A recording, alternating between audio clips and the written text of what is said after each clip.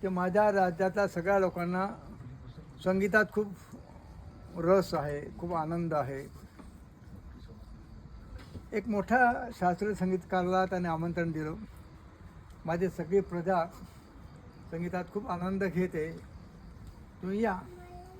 हा आला, बसला व्यासपीठावर आणि म्हणाला मी एका आठीवर गायन करीन. संगीत मी ते गायन करणार एका आठीवर, तुम्हाला मान्य असेल तर गातो, नाही तर चाललो इथून.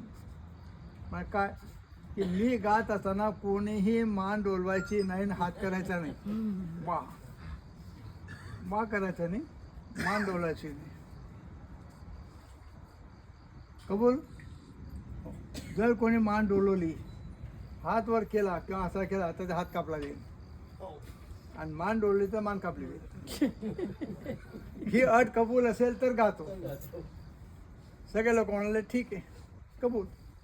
बसला, गायला सुरुवात केली. अव्वल गायचा गायक होता आणि ठिकठिकाणी शिपाई उभे करून दिले होते राजाचे. हे लक्षात ठेवायचं, कोण हात वर करतं, कोण मान डोलवतं. झालं सुरू. करता करता करता संपलं. सगळे लोक.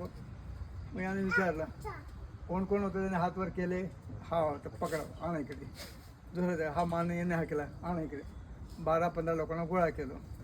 विचारलं तुम्ही माझी अट ऐकली नव्हती का? ऐकली होती. मग का हात केला? आम्हाला भानच उरलं नाही, तुम्ही इतके छान गातो, आम्हाला भानच उरलं नाही की ही अट होती. आम्ही भान विसरलो आणि आमचा आनंद घेण्याचा हातवर केले, मांडोळ केले. तर संगीतकार नाही तर उद्या आम्ही फक्त या 12 लोकांसाठी ते काही नाही सगळं आपण द्यायचं. त्यांना हे भान आहे की आपला हात कापला, ते त्यांचं लक्ष कुठं ते गाण्यामध्ये.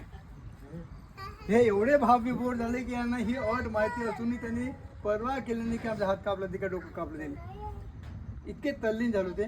तुम्ही कधीही पूजा पाठ जप ध्यान करणार तेवढं तल्लीन होत नाही, ही तुमची अडचण आहे. त्या